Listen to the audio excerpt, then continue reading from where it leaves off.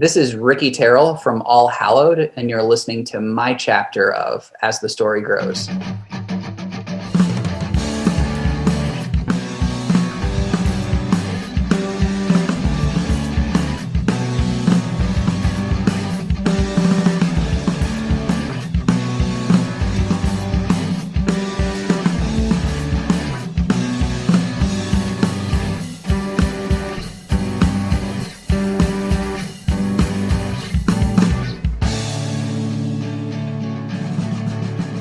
Welcome to the next chapter of As the Story Grows. I'm Brian Patton.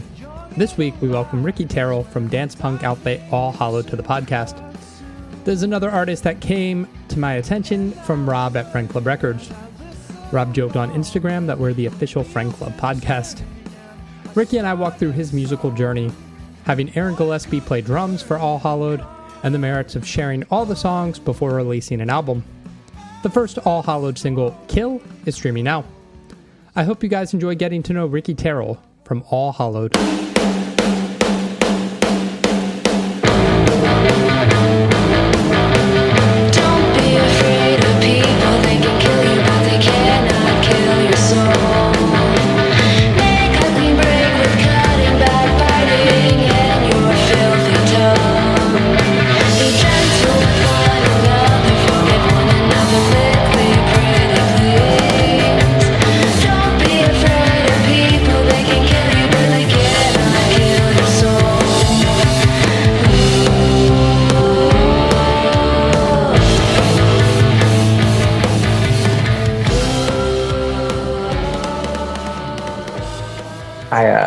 I work for Dayton Public Schools, like the public school system around here, so I'm on Zoom calls all day long. Oh, man. I'm very sorry to make you do another one. Oh, we're going to do a Zoom interview. I was like, awesome. That's great. I don't know. Some people, like, I used to do them by phone, and, like, the Zoom sounds better than doing them by phone, but I'm like, there's something about, like, not seeing the person you're chatting with where it's just, like, if I'm, like, looking at notes or something, it's not like I'm, like, down here, like, writing something, and it's, like, you don't see me, so it doesn't look like I'm not paying attention to you. But it's all good. Zoom is cool. Zoom is cool. Awesome, man. Well, you're in Ohio. My brother lives in Ohio. He's in Troy. Okay. Yeah. We record all of our stuff in Troy. So I'm up there. Not a lot, but a few times a year for sure. Cool. Were you born in Ohio? Yeah.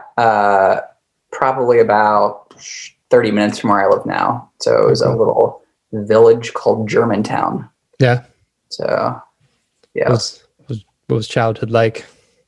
I don't know. Just I feel like it was kind of like school was kind of like Varsity Blues. Like I remember that came out when I was in school. If you've ever seen the movie, we always joked about like that was our town. Like our town shut down for the football team. Like I was in like the music group of kids that thought we were cool and like just did things to annoy everybody else all the time. I'm an only child, so just grew up with my parents in a village of like 3,000 people. There's like a little over 100 people in my graduating class. So that was small. Yeah. That's awesome. What got you into music? I'm not sure. I don't know. People, I feel like I get that question a lot over the years. I'm not really sure what really started that whole thing. I remember I started playing drums in 6th grade. That was kind of like the first instrument that I tried to play. And like I always wanted to do something musical. So there isn't really one specific thing in my life, I feel like, that pointed me in the direction of doing music, other than probably just like seeing musicians and thinking they were cool, like hearing music and liking it. Yeah. My mom's side of the family, she has 18 brothers and sisters, so there are like 19 kids on her side. Wow. And my dad's side, there are 4, and like literally I had one uncle that was musical on my mom's side, and that was it. So I mean, it's not like there were a lot of musical influences in my family around. But yeah, when my uncle ended up giving me an old Princeton reverb amp and a 1956 Gibson LG3 when I graduated. So that was cool, but I don't think that really influenced me much other than having some cool instruments that probably influenced me to write some songs, but that's wild. 18. Wow. Yeah. Yeah. My dad was one of 10. I'm the oldest of 8, but 18, that's a lot. Yeah. I think 18's a lot. I know my grandpa's first wife died in childbirth on like number 10 or 11. And then he married my mom's mom and had like however many more kids. Wow. Yeah. That's crazy. What made you play drums first? Why was that the first instrument you wanted to tackle? Probably going back to just like growing up in church, and I thought like the church drummer was cool. So that's probably like he had a cool haircut, and he was like 2 or 3 years younger than me, and I always had like a crush on his sister when I was like 10. She was like 8. So yeah, I think that was probably the first reason I went into drums. I know he like kind of helped me with some stuff and got me going in the right direction. So that's probably what started me with drums, with just that influence of seeing a guy that I thought had a cool haircut with a hot 8-year-old sister when I was 10 playing drums in church. Like I'm gonna be that guy. Was that your musical trajectory early on and through your teenage years playing in church, or were you in bands as well? I honestly never played in churches. No? I've kind of helped out some once I got in like my 20s and early 30s and stuff, but I don't know, like I've never really been a fan of church music.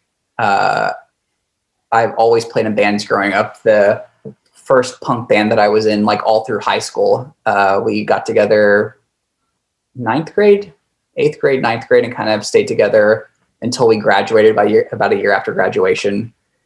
And then after that, played in a couple of other punk bands. But yeah, not really church music. No. I mean, I did a little bit of stalking you out on social media and stuff, and I feel like we have like a ton of stuff in common. Like I feel like if we lived closer, we'd be like super good friends. Like probably. You have a lot of tooth and nail bands on your like Facebook page that you like. Like I grew up listening to all those bands. Oh yeah. My family's like the huge like fanatic like Disney family. Yeah. Stuff. I noticed that our birthdays are 5 days apart. Oh really? We both got married 2 weeks apart too. I saw. Oh really? Wow, that's crazy. Yeah. Man, this guy and I have a lot of stuff in common. That's awesome. That's so cool. That's fun.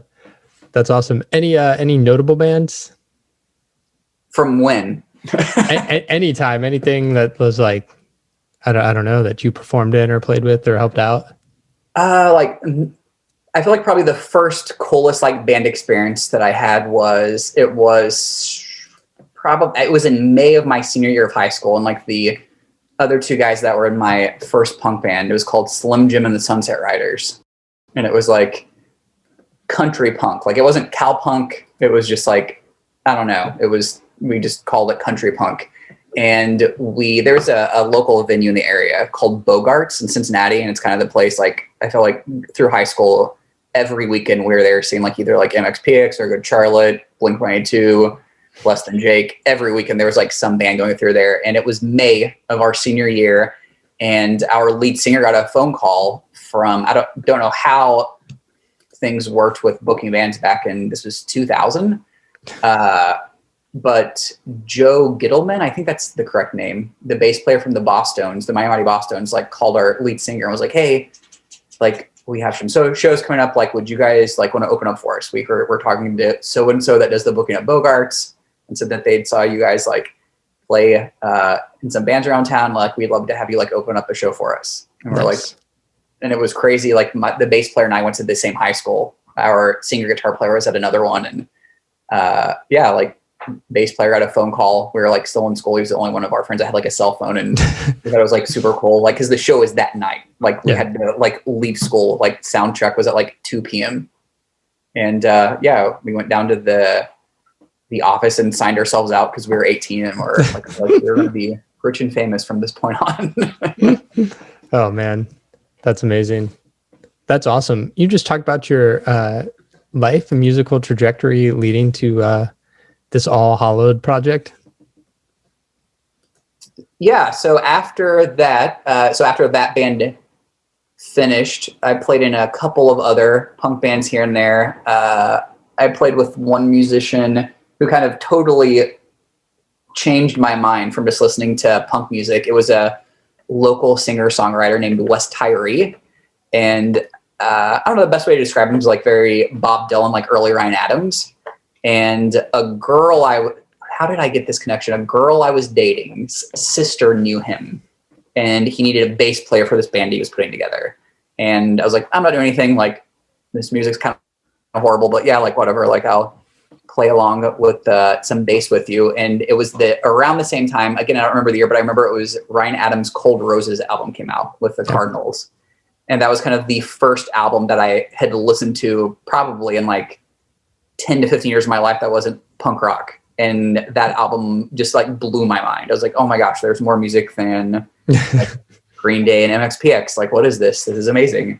And that kind of set me down this totally other path, which led me into the band that I was in up until about a year ago now. My wife and I were in, it was like a folk band. It was a 3-piece. We were called Starving in the Belly of the Whale.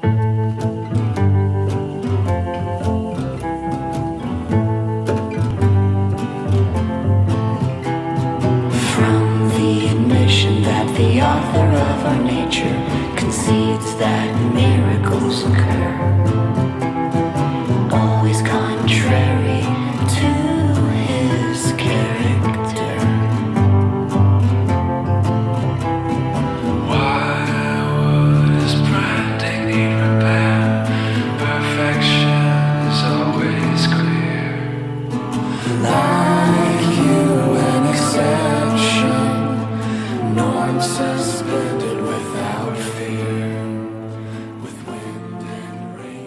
And we had recorded for about a decade.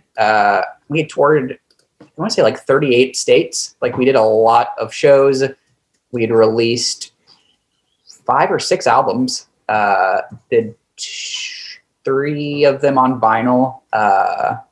Yeah, it was going pretty cool. It was very, very low key, very chill. I played acoustic guitar and sang. My wife played theremin and sang. And then we had a third member who played musical saw and cello. And it was just very eerie. Like, our goal was always to be as like slow and as boring as possible. And yeah, that kind of just a bunch of different circumstances happened and that fell apart about last Christmas. And I don't know, once I kind of had done music with my wife for close to a decade, well, right at a decade, I don't know, it was really difficult to kind of think about doing a band without her. Mm-hmm. So we just kind of wanted to do something in the complete opposite direction of what the other band was. So yeah, we're like, want a shorter band name. Initially we were going to use the band name just Hallows. And then we realized there are like 11 other bands that have that band name. Yeah. So it worked out well though, because all of the URL tags that we had gathered through social media and everything was All Hallowed music, because everything else was taken. Yeah. So when we kind of were talking with Rob at Friend Club, and he was like, man, like, I really want to work with you, but there are way too many bands with this band name. It was kind of an easy progression into like, well, we already have these other URLs and there isn't a band called All Hallowed. So we'll just keep that up. And then it worked out well with our graphic design guy, we'd worked with through all of Starving the Belly of the Whale. Like, I really wanted the visual of just one word as a band name. And I was so glad when he came with like the logo of having like the All and Hallowed. Yeah. Yeah. It's cool. Like a little bit different. Cause I was so bummed out. Cause I was like, yeah, like, do whatever you want to do. Like, I was super bummed out because I wanted a 1-word band name. And then he came back. He's like, honestly, he's like, this works perfect. It looks like a 1-word band name, but it's your 2 words. So I was pretty happy about that. Yeah, that's cool. So you guys went the opposite direction completely. This is a kind of synth pop project. Yeah. Very dancey, very cool. What made that the opposite of folk? Other than 100%. Like, that was the goal. Like, we wanted the shortest, fastest songs, like as many fuzz pedals and anything we could put on the bass. So yeah, we wanted to go in the complete opposite direction, especially kind of being like, since the other band, like my wife and I did a lot of shows, just the 2 of us. Mm-hmm. And so since the other band, a lot of the times was just the 2 of us, this band is just the 2 of us. We wanted to make sure there was like a distinct difference between that band and this band. Yeah. Yeah. It'd be easy to try to spruce it up, but still it's still them and doing the same thing. Yeah. Yeah, that's cool. You guys work with Aaron Gillespie from Under Oath. Yes. On this record. What made you want to work with Aaron? What was the driver? So it kind of had started out initially. We had I had recorded all the drum tracks to all the songs, recorded all the bass parts to all the songs. my wife had done like scratch vocals to all the songs, and I don't remember, maybe someone had reached out to me and said that they had heard that Aaron, with all the COVID stuff, was kind of like filling in with bands. Like if he was interested in the projects, they're like, hey, you should like reach out to him. And honestly, like we already had the drums and the bass were done. We're going to focus on vocals. And I reached out to him. But it's the great thing with like Instagram, like send someone a DM. Sometimes they message you back, sometimes they don't. Like, I mean, he messaged back in like 30 seconds and was like, yeah, like, can I hear what you're doing? Send him a couple of the rough demos. And he's like, oh, like, I would love to do this. Like, how many songs do you guys have? And honestly, I mean, I felt like it was probably 10 to 15 minutes of me like thinking it was going to be more of a persuasion. Like, he heard the songs. He's like, no, like, yeah, like, I like this stuff. Like, I won't be able to get to it until this time. It was about a month down the road. And we kind of ironed out all the details. But yeah, it was a really easy process. Like once I reached out to him to get everything going.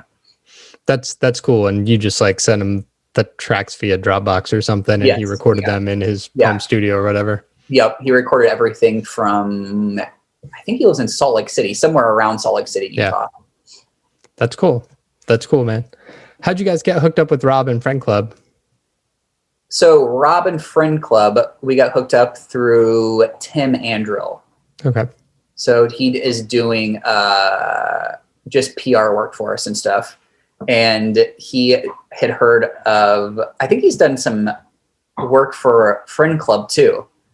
And once he had like heard some of the stuff, he gave me a couple labels. He was like, hey, he's like, I think you should reach out to these dudes. Like, I think they would be interested in putting out your stuff. And Rob and Friend Club were the ones that made the most sense for what we were doing. So it seemed to be a really good friendship relationship so far. That's cool. Outside the initial single, there's not been much announcement on the record. Are you guys just doing a cassette release with them? As of right now, that's what is happening. Okay. So that's cool. Any time frame for that release yet? Or I'm not too, we've talked about it. I want to say it's March, maybe is when the pre-sale starts. Okay. We are releasing all of the songs on the album as singles, and a new one will drop at the last day of every month. Okay. So I want to say it was sometime in March. They're doing like pre-sales a couple weeks before they're dropping the actual album, but I know that they have a lot of releases going on. Yeah. They're kind of putting out the word a couple weeks before it actually happens. Yeah. So right now we're pushing the singles, and then we're doing, like I said, the last Monday of every month will be a new single. And then around midway of each month, we have a video for all the singles. Oh, so wow. we're going to be releasing, we did a premiere with Scene Point Blank for the first song, and it's streaming on someone's SoundCloud. I don't know. I've never been on SoundCloud. It's streaming somewhere on SoundCloud, but it's going to be on all the streaming services January 31st. Okay. And then the video to that, again, I forget what Tim told me, but it's releasing sometime in February, like halfway through the month. That's cool. Why release all the singles before the record drops? Just to build up the hype for it, or?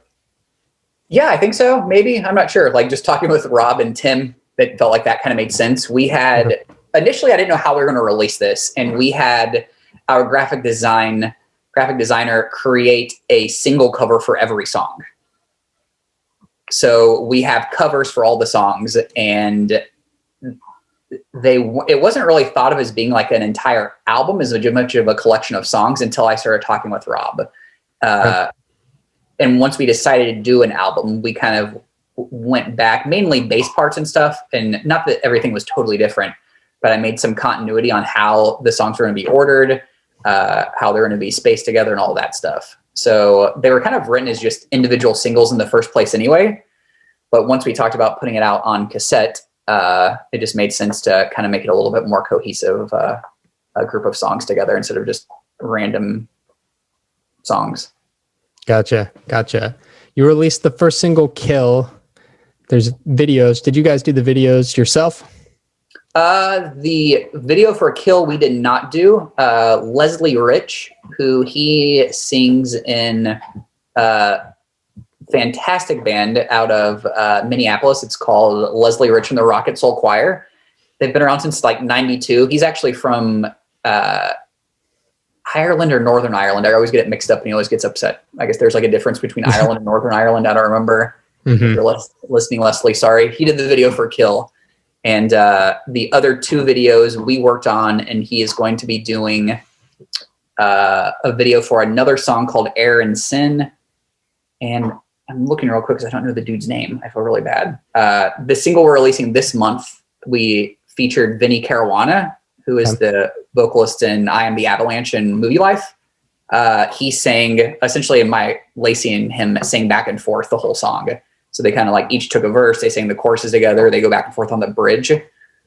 And I forget the dude's name that's working on the video for that. But I found him on Instagram, and he is amazing. Brandall. He's in a band called Silent Horror. Okay. Which it's like a punk rock band, and all their songs are about horror movies, which is really cool to go through. And his visual stuff is, I found him on Instagram. His Instagram handle is Brendall Media. It is incredible. Like most of the stuff are just videos of him walking around in old abandoned amusement parks, churches with where the music's coming in the background. But I'm excited to see it. I think it's going to be really creepy and really eerie, like whatever he puts together. That's cool. So these are all kind of visual, not like music videos you guys are in. Good point. Yeah. Good point. They're all visual. So that was like the other thing. Like we didn't want to be involved in any of the videos. We wanted to be more visual. That's cool. Record later this year. It's exciting. What's your hope for this project and just to make music, you and your wife, just to have a fun project, creative outlet? Man, I have no idea. Like I have no idea what's going to happen with it. It's been nice that it's kind of gotten some traction going with stuff. Like we had a handful of people that Tim had reached out to, just some like magazines and different some internet websites that I was surprised wanted to pick it up and do some promotion on it. So I don't know where it's going to go. Like, I mean, it's weird. Like my wife has never sang in like a loud punk rock band. Like everything we thing is, I mean, our old band was talking on key was how we did everything. So we're actually going to do a live stream. I think it's the first week of April. I was just talking about that today. It's going to be recorded, and we're going to do some promotion with that. But yeah, we have a local drummer that we're working with to do stuff with that. But yeah, I'm not even sure what it's going to be like when we do a full practice. Because even when we practice the songs in like our music room here at the house, like everything was very low. Like I'm not sure what that transition is going to be like for her from going to sitting on a stage where we really didn't even need a PA to something that is crazy loud and just it's going to be a big adjustment for her. But I'm excited to see how it all comes together. That's cool. Was there a lot of work you had to do with her when recording to get her to like break out of her shell and sing loudly? No, not really. I mean, honestly, she doesn't like that. We were working today because we just figured out that our PA in our basement has like a monitor output. So we have like in-ear monitors. And I was like, man, like, why don't you, when we're practicing, because we're practicing with our drummer in a couple of weeks coming up, like the first time. And I was like, I think this will work better because you're not going to be able to hear yourself. I mean, I'm talking now louder than she sings, but honestly, on the album, it's all really quiet too. If you actually pay attention to it, like it seems loud because the music's loud, but like she is still like really, like I was really happy that it worked as well as it did. Because when we first started doing this, I didn't know how it was going to work. I was like sending her all this stuff like, oh, like here's a band called like the Distillers, like this is the Interrupters, like listen to these people. And she was like, I can't do this. It was like, one in the studio just kind of did what she always did. We're like, man, it totally fits. Like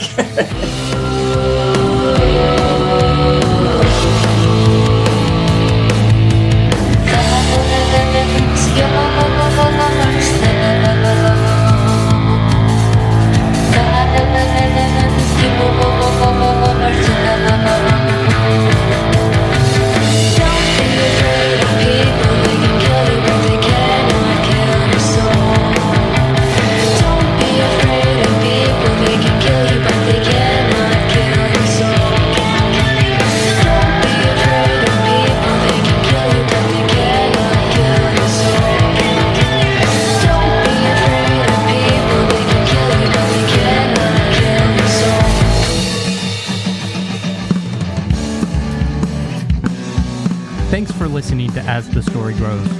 Our theme song was written and composed by the legendary Bob Nana. If you like what you hear, subscribe on iTunes and give the show a rating and review. If you'd like to support the show financially, click on the Patreon link at asthestorygrows.com. If you enjoyed this episode, share it on social media with your friends. Much appreciated, and thanks for listening. I never felt so young.